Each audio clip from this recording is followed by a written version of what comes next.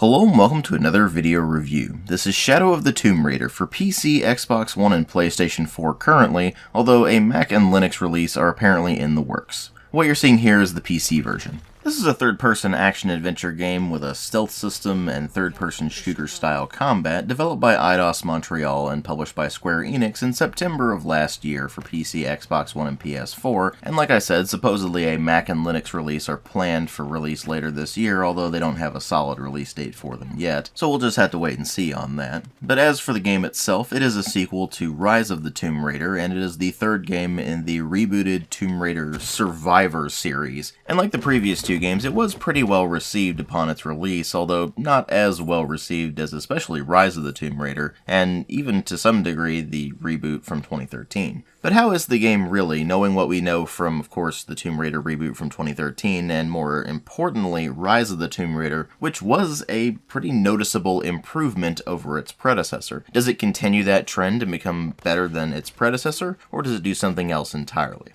Well, let's go ahead and delve right into this and find out. Well, as far as the presentation goes, they do continue the trend of very high production values from the previous two games in the series, and Shadow of the Tomb Raider even goes further than that. For one, it introduces ray tracing support as part of the RTX cards that are available. Now, I don't have an RTX card, so I can't show you the results of that, but you can certainly go on YouTube and just go online and take a look at comparisons that have been done between Shadow of the Tomb Raider with RTX on versus with it off. And while you do get a pretty noticeable degradation in performance, you do get some really nice results from the lighting and the reflections, so there's definitely a trade-off there. And personally, I don't think that trade-off will really be worth it until maybe the second or third gen of RTX is available and they've sorted out the performance issues and the technical problems associated with the cards, and they've also enhanced the actual power of the cards to make sure that that performance offset isn't as glaring. But if you want to go absolutely all out on the visuals in this game, you certainly can. I've got everything cranked up to the max at 1080p, and it generally runs very well, mostly being somewhere in the 60s or higher,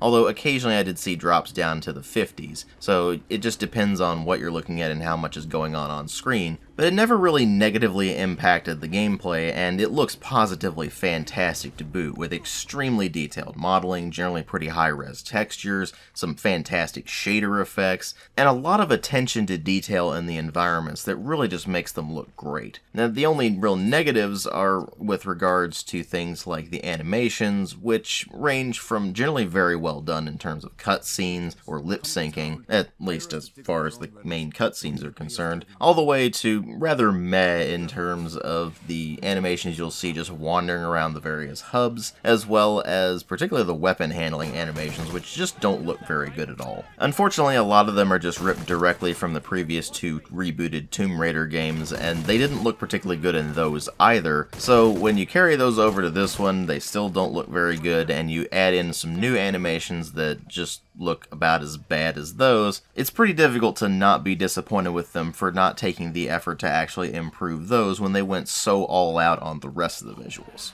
But even with those noticeable blemishes on the visuals, when you take them as a whole, they're generally very well done across the board. And then of course you move over into sound design and you fully expect it to be about as good, if not better, than the visuals. And unfortunately that's simply not the case. You've got a pretty decent soundtrack that definitely fits in with what we've seen from the previous two rebooted Tomb Raider games, and this time around it does bear some noticeable Central American influences in keeping with the setting, but it's unfortunately just not particularly memorable, even though it does generally work decently in the moment. They did do a pretty decent job with the sound effects overall, but you do still have a problem of the weapon and explosion sounds just not really having quite enough bass to them. They're not bad, don't get me wrong, in fact they're actually on the better end for action-adventure games, but they still just lack that really nice bass kick to them that really makes gun and explosion sounds sound fantastic. But then you move over into the voice acting, and that's where things get really messy really quickly, because you have the main cast who are all generally very well voiced across the board, although there are definitely some caveats to that because there's a noticeable lack of consistency in the voice acting. A lot of Brits in particular like to just complain about Americans pronouncing Lara's name as Laura, but even the characters in the game don't pronounce it consistently. Some say Laura, some say Lara, and sometimes they swap swap back and forth between them for no discernible reason. And unfortunately, that's a trend that continues across numerous characters. Some characters will pronounce a certain name or word one way, and then other people will pronounce it a different way,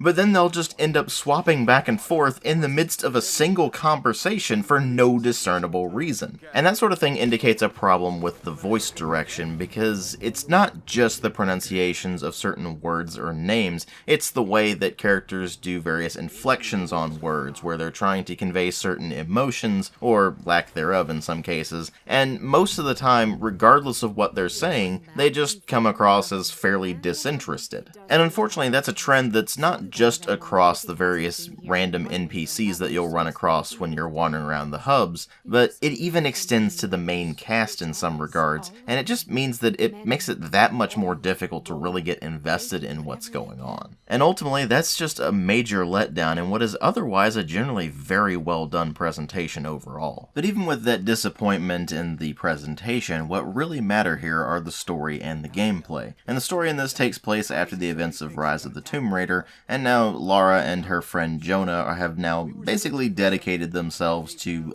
trying to defeat the organization known as Trinity, which served as the primary antagonists in the previous game. Their journey ultimately takes them into Mexico, where they find out what Trinity has been looking for all along. They've been looking for an artifact known as a silver box, and the associated additional artifact called the Dagger of Ix-Chel, which when combined will allow them to reshape the world as they see fit. The thing is, Lara decides to try to interrupt their plans by taking the Dagger of Ix-Chel, which starts to trigger apocalyptic events, starting with the destruction of the town they're in by hurricane. So they end up finding that it's a race against time to try to reunite the dagger with the silver box, and try to both stop the apocalypse and stop Trinity from reshaping the world as they see fit. They follow the clues from the tomb where the dagger was held to Peru in search of the legendary Incan city of Paititi, where they will ultimately hope to find the silver box and stop Trinity once and for all. Once they arrive in Peru, however, their plane ends up getting destroyed by a storm, and they end up having to make their way through the jungles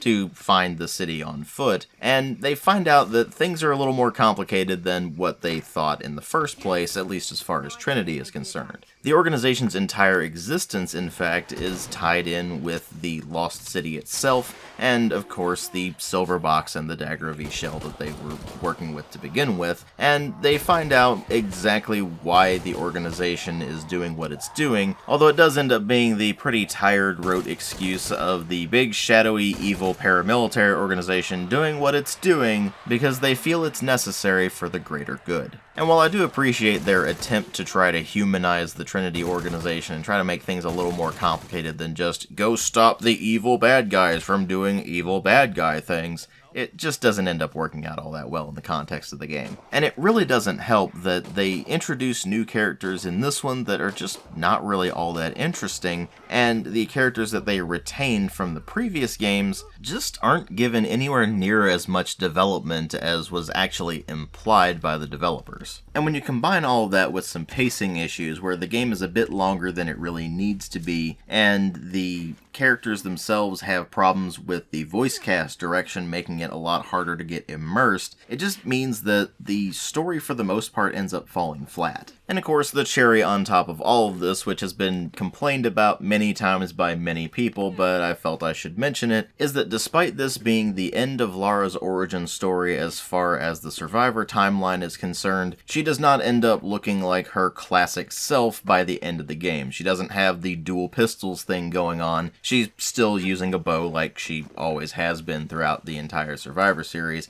which is of course because the Survivor series is just not concerned with what came before. It's concerned with things moving forward, and I am curious to see where they take the series from here if they decide to continue the Survivor storyline or do yet another reboot or whatever the case may be. But suffice to say, with the end of Lara's origin story in the Survivor timeline, it just ends up generating feelings of disappointment overall. You see where things could have been really interesting, had they actually had the direction and the writing capability to make it happen, but unfortunately, it just doesn't end up working in the case of Shadow of the Tomb Raider. But what about the gameplay? Does that at least redeem Shadow of the Tomb Raider? Well, it does continue what you saw from Rise of the Tomb Raider with some noticeable changes and some improvements. You're still going to be jumping, climbing, swinging on ropes, all that sort of thing like you did in both of the previous games, and you're still going to be solving some occasional puzzles, as well as engaging in some incredibly basic and ridiculously easy third-person shooter style combat like you did in all of the previous Survivor entries in the series. But this time around, they've made some changes to the stealth. Now, stealth was never really that much of a thing in the previous two games anyway, but when you get to Shadow of the Tomb Raider, they tried to make it more viable of an option,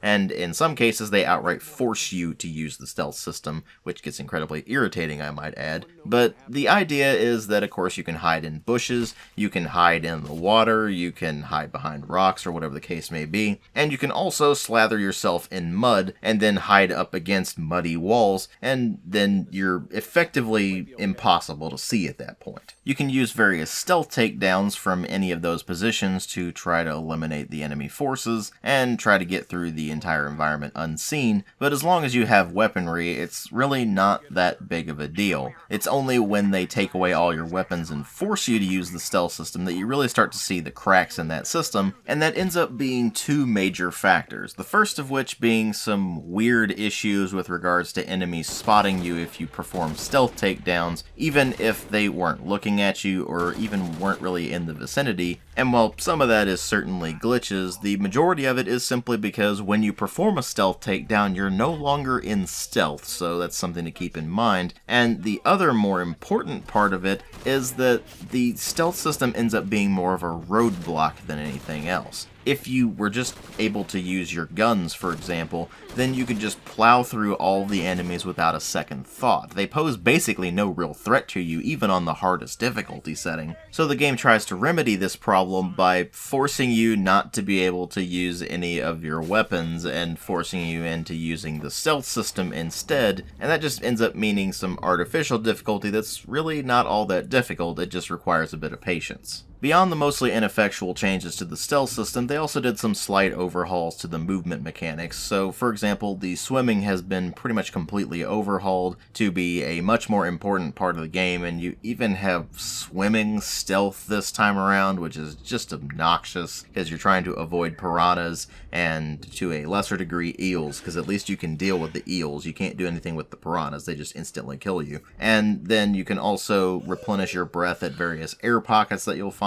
as you're swimming around, so it means that you can swim longer and further, which gets kind of irritating after a while, so that ends up being more of a problem than anything else. And they also introduced the ability to rappel from surfaces that you're climbing on, so you can then run along different walls to jump to different platforms or whatever, as well as be able to use the rappel as a kind of grappling hook swing technique, so you can swing to a different surface. But those changes in and of themselves don't necessarily make the game better or worse, it's how they're actually used, and the changes to the swimming just end up being incredibly annoying, so they end up being a net detriment, whereas the changes to the climbing and rappelling end up giving you more capabilities, sure, but they're just not used in a way that's really all that interesting. They do try to show off more of that and more of the puzzle solving with a much increased emphasis on challenge tombs as well as crypts to a lesser degree that will allow you to get various benefits like some additional perks that will give you additional capabilities, as well as vestige outfits that you can craft in order to give yourself some additional bonuses like damage resistance or things like that. So they do try to reward you for going on these challenge tombs and going through the crypts, but those are all completely optional, and while they do definitely contribute to this feeling like a proper Tomb Raider game as opposed to, in particular, the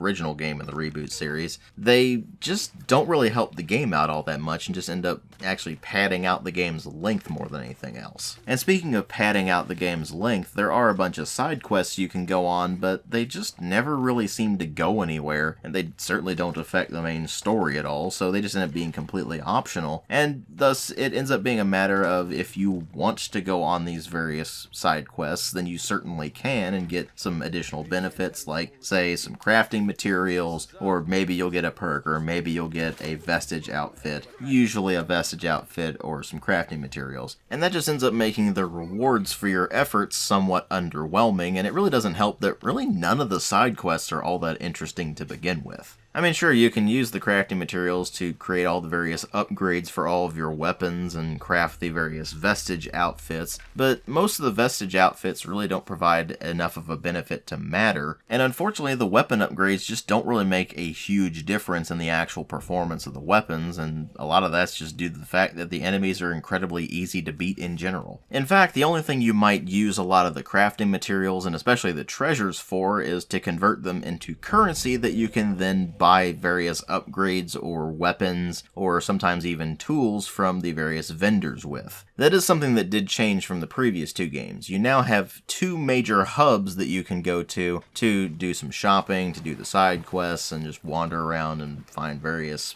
collectibles and such like that in. But between the lack of interesting things to do in those various hubs, as well as the just lack of need for the various upgrades, the hubs just end up serving as needless padding in what is otherwise an extremely linear game. It's like they looked at complaints that people might have had about the previous two games being very linear and decided, oh, well, we'll put in some slight open world elements, but they didn't really know what they wanted to do with them and didn't really know how to implement open world elements, so they just threw in some really basic hub content, and it just ends up not working out all that well. And with the increased emphasis on the side content, in particular the challenge tombs, which actually have all of the real puzzle solving in them as opposed to in the actual main story where there's almost no puzzle solving at all, it just ends up sending somewhat mixed signals. I mean, there's really not even all that much combat in the actual main story this time around, and it's mostly comprised of just kind of walking around, talking to people, and of course doing a whole lot of climbing and platforming and that sort of thing. And while that's all well and good, when you relegate all of the real puzzle solving and all of the, well, Tomb Raider elements really to the side content, it just ends up making you wonder if they actually had a cohesive design document for the game, or if they were just looking at various elements from previous Tomb Raider games and said, screw it, let's just throw them in there and hope it works. And especially when you compare it to how much of an improvement Rise of the Tomb Raider was over its predecessor, it's just impossible to see Shadow of the Tomb Raider as anything but a disappointment. Rise of the Tomb Raider built up quite a bit of momentum with regards to improving a lot of its core mechanics and a lot of its design principles to really be a lot more of a Tomb Raider game, but Shadow of the Tomb Raider wastes all of that momentum that was gained from Rise of the Tomb Raider on what is ultimately a very stagnant, very underwhelming experience that just rehashes what came before but doesn't do it quite as well. And that ultimately means I give it a 2.5 out of 5. The only people I can really recommend this to are people who were already fans of the previous two reboot games and who can find this thing on sale for really cheap, because otherwise it's just not really worth bothering with. Thanks for watching.